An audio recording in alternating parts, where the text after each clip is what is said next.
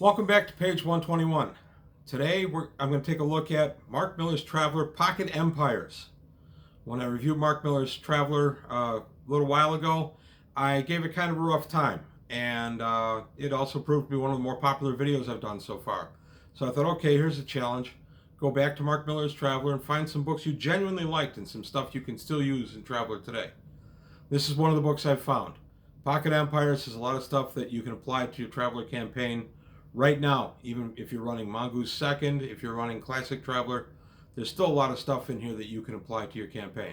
So we're going to take a look at this book and go through why it's a pretty good addition to your library. Also, I want to talk about Patreon. I'm starting a Patreon. I want to improve the channel. Some of the things that I would use the Patreon money for would be for better equipment, lighting, sound, camera, backdrop, just things like that in general. Right now, the Patreon would simply be something to help me keep the channel going. It may not seem like it for these little 10 or 12 minute videos, but there's actually a lot of work that goes into bringing you 10 to 12 minute videos. I have to review and read everything before I bring it to the channel. It's a lot of analysis, it's a lot of time. So to help me continue to be able to make videos at the rate I've been making them, just ask you to take a look at the Patreon. If you can help out, fantastic. If not, hey, I understand. But I'm hoping you can take a look and pick one of the tiers and just help out a little bit. Now, as far as the tiers go, right now there won't be any specific rewards for tiers, simply because I haven't figured anything out. I'm looking for feedback from you as to what kind of reward levels there would be, if it would be a video a month, if it would be some kind of a live chat where I could take some questions and try to answer them for you. I don't know yet. So that'll be determined down the line. So for right now, it's strictly going to be a Patreon to help support the channel. And then any kind of rewards, if any, we can discuss at a future date. So today, we're going to take a look at Mark Miller's Traveler Pocket Empires. Traveler Pocket Empires, or Pocket Vampires as one of my players used to call it. I think he just liked the way it sounded. This book came out in 1997 as part of the Mark Miller Traveler line. The beautiful Chris Foss artwork on the front and the goodies inside. This book was unusual because, as I said, it was kind of a Traveler game in a game.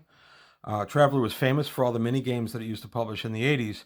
And honestly, hey, Mongoose, that's something we'd still be interested in. At least I would be. I believe I speak for quite a few people when I say that. So a game within a game might not be bad. This guy let you build your own empire, your own pocket empire. And what a pocket empire is defined in this book, or defined as in this book, is basically you control several worlds.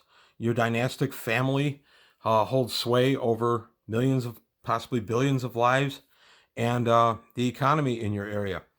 It's a way to build up the Traveler campaign in a different direction. In other words, instead of the individual character, you're building for your dynasty. The idea behind this, set in Milieu Zero, which is where Mark Miller's Traveler was set, is to give the player characters a feel for how Cleon is going out, Cleon the First is going out, and expanding his third Imperium.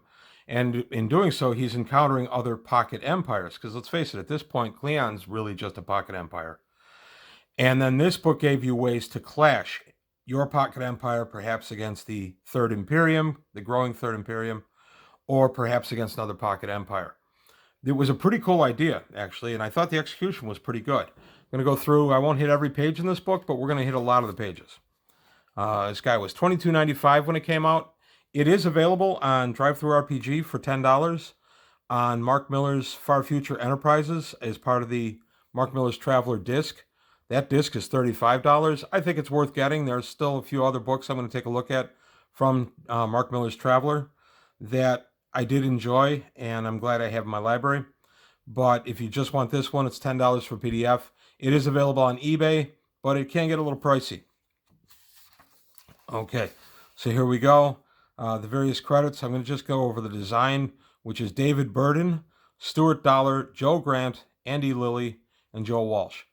They did a nice job designing this game. I love the late 90s referring to the World Wide Web, this new fad thing called the World Wide Web. Don't worry, it'll pass. As I said, it was published in 1997. Fantastic cover art, Chris Foss. So we go into the book, and here's the introduction, the common goal of empire, and we're talking about Cleon establishing his empire, and how the Zenastu Corporation was the one that kind of got it all started, and Cleon was able to become Emperor Cleon through that. And then it talks about the families and the rise and the falls of families. One thing I like about this book, there's fiction. There's quite a bit of traveler fiction in here. I like it. It's just good fiction. It's a nice way to kind of tease your imagination and give you something to think about in your traveler campaign that maybe you didn't think about before. So we come here and they're talking about how it's role-playing, how you play pocket empires, the various required materials. You would need the Milieu Zero book, and First Survey would also be good, plus the basic rules. So the idea is that you are, in a turn length, is 365 days, one standard year. Whatever the local year is, just for simplicity's sake, they use one standard year. And then you just go ahead and you have your tasks and how you're going to run your empire. And I'm not going to go into a ton of detail of the mechanics of the game, so much as the idea of the game. So here we got a couple of empires, a couple of pocket empires brought out to us. Talking here about play by mail or email, which was still pretty radical concept in 1997. Keep in mind this book is 25 years old as of this taping. So here we go, Chapter 2, Creating the Family. And this area really gave me something to think about. You think about dynastic families in America, that would be the Kennedys. I'm sure there are others, but a family that's been around generation after generation. After the Patriot founded the family, and Joseph Kennedy in that case, and made them really important to the universe, their universe anyway. The Rockefellers, I guess, would be another one. You get the idea. So this is creating that family, and you're going to create the family, and whether it's going to be nurture or nature, and then you're going to have your family tree. And this is pretty cool. You can actually copy this and make your family tree. Who is the head of the family, and how does it go down through their children to their children, etc., etc. The supporting cast, are there people who've married into the family perhaps, or people who are just romantically entangled with someone in the family, trusted servants of the family, and then age and aging, how someone might age their way out of being important to the family. There's your blank family tree diagram for you to copy. Marriage and children and heirs. Aging and anagathics, a wrinkle for science fiction. Families would tend to live longer, and as they live longer, that would create other problems. Just a nice look at this book. I like the coat of arms. I wish that was in color. One of my main complaints about the Marc Miller Traveler books. It's all black and white. I just like this idea. It really kind of was an area I hadn't ever really considered in Traveler. Of course, I knew about megacorps and families. I had never really thought about starting up my own dynasty and running my own campaign. To be honest, I never ran the campaign here. I set it up. I had it going. I did what now would be called a session 0 with my players.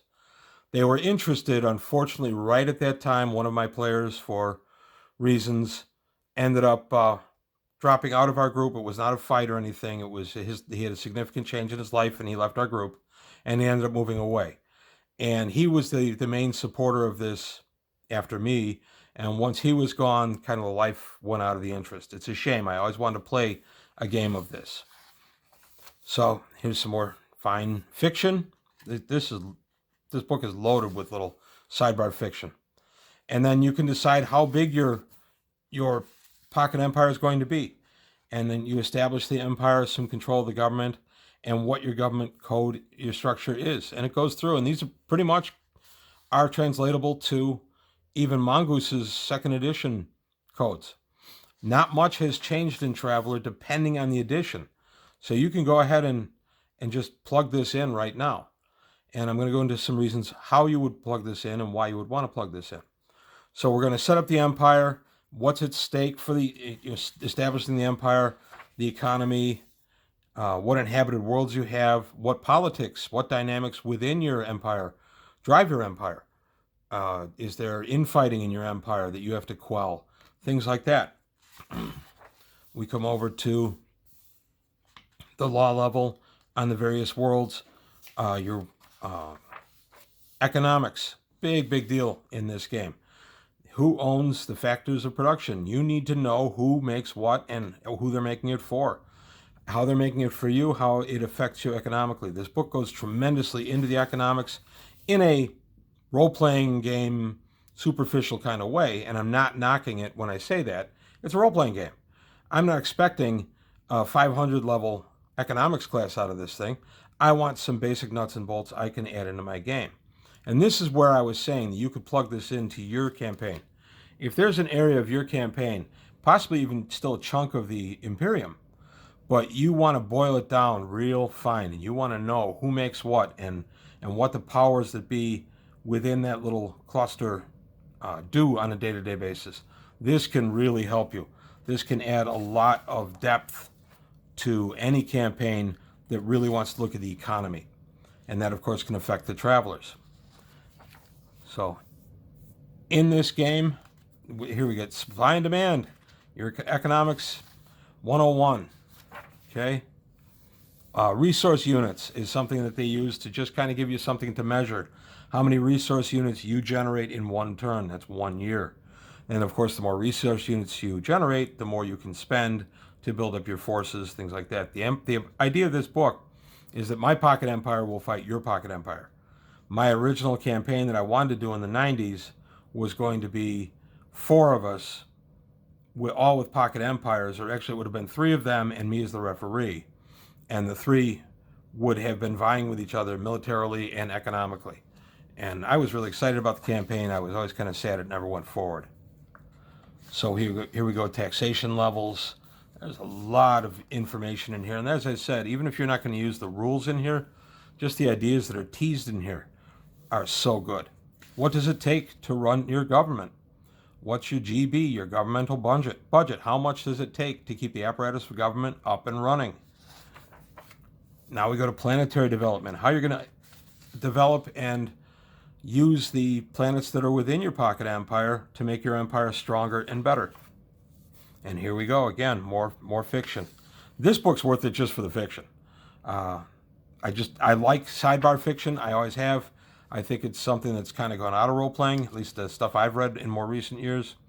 And I think it was a nice way to throw in a little bit of prose for the reader to break things up a little bit, and to give the reader an opportunity to kind of look at it from a play perspective that they might not have considered otherwise. So here we go. Technology, we're still here. Deficit spending, that's not a good thing. We all know that.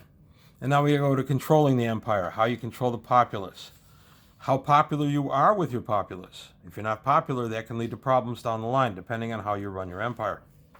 Nice artwork. I like that artwork. Nice space station. Okay. We go through here a little bit more. Leadership, talking about leadership itself, and then a little bit of prose on the leadership. And political rules, how you're going to do it. Playing politics, internal factions, hawks and doves, technophiles and technophobes. You're going to have different opinions, different clashing ideologies, all within your one little pocket empire, long before you go ahead and struggle against the other pocket empires. And then random world events. Perhaps you have several natural disasters that cut in your production. So all that's touched on in here. And then how to expand the empire. And this is where the gameplay starts coming in a little bit. You as the player are the head of the empire. You are the whatever the controlling figure is, whether you're the president of the megacorp that holds several worlds, whether you declare yourself an empire like Cleon did, whatever you're calling yourself, that's who you are in this game. And that's what this is all about. So we go through here, how you settle a world, how you bring inhabited worlds into the fold, how you want to be trading for technology you may not have, or maybe trading technology you do have for money. All this is brought in here. I'm going to speed ahead a little bit. because I want to get to the game itself. And here we are, war. Let's face it, this is what we all tuned in for. We're here for the war, how you fight. Now again, this is on a big, big scale. So this is more like a game of diplomacy, something like that, rather than a tabletop RPG. There's still plenty of role-playing to be had in this, but you're playing faction against faction.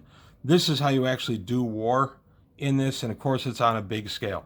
Now my plan for the Pocket Empire was to have it on a bigger scale, but then occasionally boil it down to a night of just a big combat of my piece of a navy against your piece of a navy, just to keep the Traveler flavor in the game. And here we go, the sequence of play: operational base, your maintenance, supply, force allocation, combat, and then the end of your turn. So just pretty neat. Again, I'm not going to go into the details of how you would actually play this. I just want to show the ideas behind it, and then the stuff that would happen. If you are battling over one of your own worlds, you get a lot of collateral damage, and you can get serious infrastructure damage. That can cost you in your production and your population. And now we go to Pocket Empire player characters. What kind of empire are you running? Is it a company or corporation, participatory democracy, self-perpetuating oligarchy, which would be what a lot of ours would be, a representative democracy? There are a bunch of them listed here, and you have to decide which one is the way you're going to run yours. And here we go to generate diplomat characters for this version of Traveler, for the Pocket Empires game within a game. And then we come to a section on Pocket Empire Adventures, how you play the game. Some nice examples of how you would actually play Pocket Empire Adventures. So just a nice book, very complete, very well conceived. I thought the editing, again, it is T4. Marc Miller's Traveler unfortunately suffered from editing problems. There's not a ton of artwork in here. Another problem that I always had with Marc Miller's Traveler. But this book I did like. This book really gave me a lot to think about. I spent many hours with this book back in the late 90s setting up my campaign. I had extensive notes, which are long since gone to the wind, unfortunately. Otherwise, I would share them with you. And we got a glossary here of terms that are peculiar to this book, which I like, and then a bunch of charts. So here's your Pocket Empire turn record card, your various tables for your turn checklist, and then how you create the family. All the tables you need for creating the family are brought back here. The tapestry of stars, how you make your systems, the economics. As I said, even for current Traveler, even if you're playing Classic Traveler, all this stuff will still apply. It will still translate. You might tweak a little here and there, but you could pick this book up today and apply it to your Traveler campaign. Mongoose Traveler, absolutely this would apply to Mongoose Traveler. It would be very easy translation. So this is Pocket Empire. I like this book a lot. This is my favorite of all the offerings from Marc Miller's Traveler. I thought they kind of hit a home run in this one, diamond in the rough, whatever you want to call it. I think they got it with this book. I enjoyed it immensely.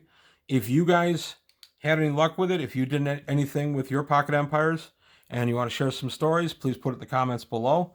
Any polite criticisms, I'm always interested. Also, please remember the Patreon. I am looking for a little support to help the channel continue and grow. And I'm also looking for some feedback as to how to continue the channel and grow. So any suggestions are welcome. But that's all I have today for page 121. That's all I've got. So if you liked it, please like and subscribe. Tell your friends. And I'll see you next time on page 121.